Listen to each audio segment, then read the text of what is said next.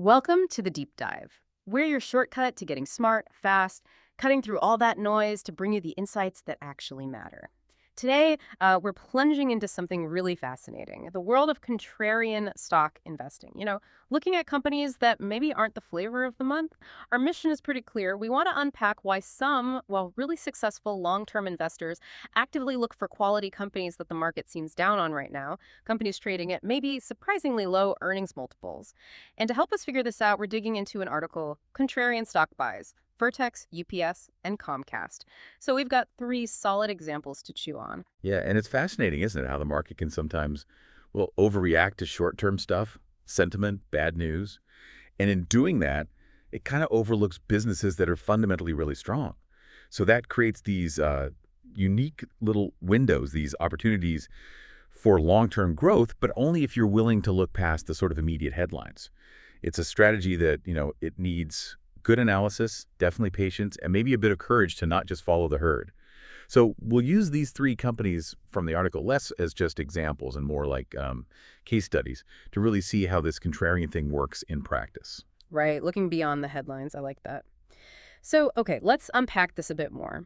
What exactly does it mean to be a contrarian investor? Our source suggests it's about, well, buying stocks the market's a bit bearish on, stocks that aren't super popular right now. For you, listening in, trying to get up to speed quickly, why would someone deliberately choose that path? It feels a little like swimming upstream, doesn't it? What's the basic logic? It absolutely can feel like swimming upstream. And honestly, that's often where the real opportunities are hiding. The core idea is, well, it's pretty straightforward but deep. Market sentiment isn't always rational. It can swing wildly. So if a company has strong fundamentals, solid earnings, decent balance sheet, good cash flow, a business model that holds up, but its stock price got knocked down because of, say, temporary problems or just negative feelings, well, that creates a disconnect, potentially. These are often the companies you see trading at unusually low PE ratios, price to earnings, compared to others in their field or the market overall. It signals they might be undervalued. It's really about seeing that the current price tag doesn't always reflect the true worth or the long-term potential. And this is the tricky part, right? How do you tell the difference between a genuine bargain, a diamond in the rough, and what people call a value trap? A stock that's cheap for very good reason that probably stay cheap. Okay, that distinction, diamond in the rough versus value trap, that sounds absolutely crucial. So how do the smart contrarian investors actually do that? What are they looking for specifically to avoid stepping into one of those traps? Yeah, that's really the art form of it, isn't it? And our source kind of hints at this. It's not just about finding cheap stocks. It's about finding quality companies that just happen to be cheap right now. So a value trap. That usually means weak fundamentals, maybe their whole business model is crumbling, huge competition they can't beat, or just drowning in debt. A diamond in the rough, though, that's different. Usually shows a few key things. First, like we said, strong underlying fundamentals. You got to look past the recent stock drop. Check the history consistent earnings, good margins, healthy cash flow. Is the debt manageable? Our source actually points to these metrics for the companies we're discussing. Second, you need identifiable catalysts for change. Is there something specific happening or about to happen that could kickstart growth again or make them more profitable, like new products coming, new management, serious cost cutting? Maybe their whole industry is about to turn around. Third, the problem should be temporary headwinds, not permanent damage. Are these issues cyclical, short-term, solvable, or is something fundamentally broken about the business? That's a key difference. And finally, you really want a strong management team. People with a clear plan who know how to get things done. You're sort of betting on their ability to navigate the tough times and grab future opportunities. That makes a lot of sense. So it's way more than just looking at a low PE number. It's digging into the why behind that number and really assessing the company's core strength and where it's headed. Okay, with that framework, let's jump into our first example. Vertex Pharmaceuticals, ticker is VRTX. Our source says it's had a, quote, lackluster year thus far, down about 2%, and its main business, cystic fibrosis, while solid, is growing at a single-digit rate. About 7% growth to $5.7 billion in the first half. Now, on the surface, someone might just see that and think, maybe not that exciting, and move on. Exactly, and that's precisely the kind of sentiment a contrarian looks for. The market might be focused on the fact that their big cystic fibrosis moneymaker is maturing, right? But what's really compelling about Vertex and what the market might be underappreciating is this incredible pipeline of next-generation treatments they have. They are an innovation machine. First up, there's a Casgevy. This is a really groundbreaking gene editing therapy. It targets rare blood disorders, sickle cell disease, beta thalassemia. It's just starting to roll out commercially. But the analysts, like the ones our source mentions, see it having potential to become a blockbuster by the end of the decade. It's huge. We're not talking small improvements. This could actually cure these diseases, a whole new market. Then they also got approval earlier this year for Journavax. This is a non-opioid pain treatment for moderate to severe acute pain. I mean, think about the opioid crisis. A really effective, non-addictive painkiller. That fills a massive need and could be another major revenue source. And, oh yeah, don't forget last year they bought Alpine Immune Sciences. That deal gave Vertex Povetacicept. It's a potential treatment for a rare kidney disease, IgA nephropathy, and it's already in late-stage trials. So you see the breadth here, gene editing, pain, immunology. It shows a really strong, diverse plan for growth, way beyond just cystic fibrosis. Wow, that is an impressive list of potential game changers. Definitely paints a different picture than just lackluster. So, okay, let's connect those future growth drivers back to the price tag now. The source highlights Vertex is trading at a forward PE multiple of only 20.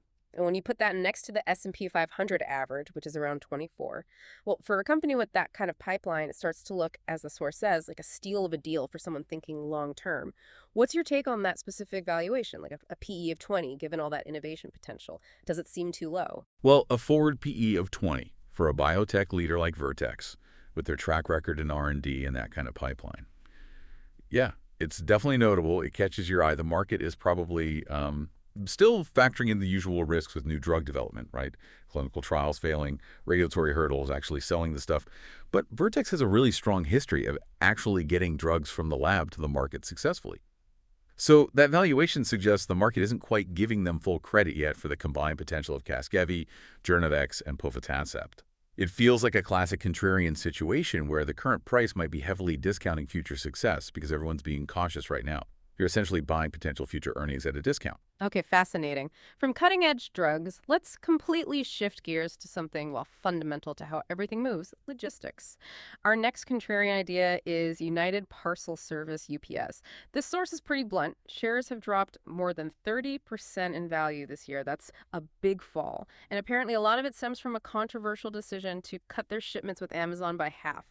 50%. I mean, on the face of it, cutting ties with the massive customer like Amazon, that sounds almost like shooting yourself in the foot if you're a delivery company. How does that fit a contrarian story? It's a great question, and it really gets back to that diamond in the rough versus value trap idea we talked about. Because, yeah, at first glance, losing half your business from Amazon, that was like a huge problem. But if you dig a little deeper, like our source does, it explains the why. This decision was made deliberately in an effort to improve profitability. It was about prioritizing efficiency over just raw volume. See, UPS figured out that a lot of that Amazon business, while high volume, was actually pretty low margin, maybe even unprofitable sometimes. So by scaling back, they're trying to optimize their whole network. Our source even mentions UPS is on track to save something like $3.5 billion in costs this year, partly by shedding this less profitable work. They want to refocus on areas that make them more money, like small and medium businesses, healthcare, logistics, that kind of thing. So it's not really a retreat, it's more like a strategic pivot, right? Designed to make the company healthier and more profitable in the long run, even if it means less revenue in the short term. Ah, okay. So the market sees the immediate hit, maybe a slower e-commerce market, tariffs, costs going up, plus the revenue drop from the Amazon cut. But the underlying strategy is about building a leaner, more efficient operation for the future, sort of like tightening the belt now for strength later. Make sense? Exactly. The goal is to come out of this period leaner, meaner, more resilient. The source points out that when economic conditions will improve over time, UPS should be in a much better spot because they'll have these more efficient processes locked in. Yeah. And this is where it gets really interesting from a contrarian view. Despite all the negativity, UPS currently trades at a forward PE of just 11. 11. For a global leader in logistics, that's really, really low. Dirt cheap, as the source puts it. It's called an underrated stock that also pays a pretty hefty dividend yielding 7.77% right now. That dividend isn't just free money. It's management signaling they're confident about future cash flow, even while making these changes. It pays shareholders to be patient. So yeah, it's a classic case. Short-term pain being managed strategically, hopefully for long-term gain and better returns down the road. Okay, from packages to cable and content. Let's look at our third contrarian name, Comcast, ticker CMCSA. Now, shares are also down 9% this year, and if you zoom out over 5 years, it has declined by more than 20%. That's a longer trend, and the source highlights a big worry for investors, a high debt load. We're talking around $100 billion. Wow, especially with interest rates going up, that's a huge number hanging over them. Sounds like a major obstacle. It is a major obstacle, no doubt. And the market's definitely reacting to that debt figure. But interestingly, much like UPS, Comcast is also making some big moves to, as the source says, get leaner and more focused. They have this plan to spin off many cable assets into a new company, Versant. Now, this isn't just selling off random bits. Crucially, Comcast keeps the really valuable media and entertainment stuff. NBC networks, their theme parks, Universal Studios, the Peacock streaming service. The strategy here seems to be creating two clearer businesses. One, a more focused cable provider. The other, a media and entertainment powerhouse geared for growth. The idea is to maybe unlock value by letting investors price these two parts separately instead of having them all jumbled together under this one big, debt-heavy umbrella. And importantly, this spin-off should help tackle that debt issue, reducing the load on the remaining media-focused company. Huh. That's a really interesting move, especially with that $100 billion debt cloud.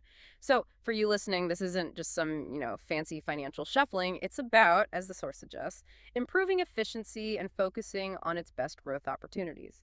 By separating out some of the traditional cable stuff, maybe they can let the media and entertainment side shine more. Those assets often get higher valuations, right? Sounds like trying to tell a clearer story to investors. Precisely. The market often struggles with valuing these big, complicated companies that do lots of different things, this so-called conglomerate discount.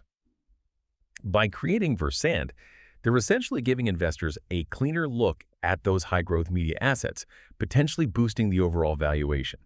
So despite the real concerns about debt, this strategic move, plus the power of those brands they're keeping, sets Comcast up for a potential shift in how investors see them. And the current valuation. It shows just how skeptical the market is right now. A forward PE of just 7%. That is incredibly cheap for a company owning assets like NBC and Universal Studios. And again, like UPS, there's a dividend kicker. A solid dividend that yields 3.87%, offering some income while investors wait and see if this restructuring pays off. The contrarian bet here is the market too focused on the debt and the declining cable side and maybe underestimating the media assets in this big strategic shift? Right. So wrapping this up, what does this all mean for you trying to make sense of the market? We've looked at Vertex, UPS, and Comcast, three really different companies in different industries. But they all share something. They're facing headwinds right now, investors are wary, yet they're making significant strategic changes.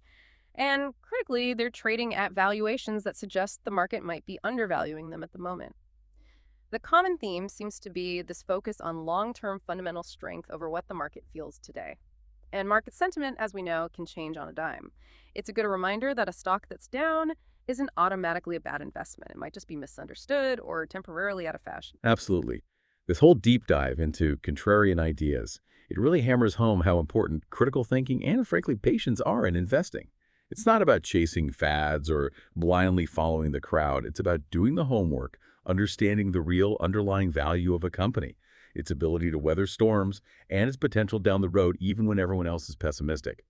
These companies, based on our source, they kind of represent situations where the market's short-term worries might be overshadowing some real long-term strengths and smart strategic moves. So maybe the big question for you listening is, how does thinking about this contrarian angle change how you react when you hear news about a company struggling? Do you now maybe see those temporary setbacks not just as red flags, but as potential triggers to dig deeper into the fundamentals, rather than just dismissing the stock out of hand? Something to think about as you continue your own deep dives into the world of finance.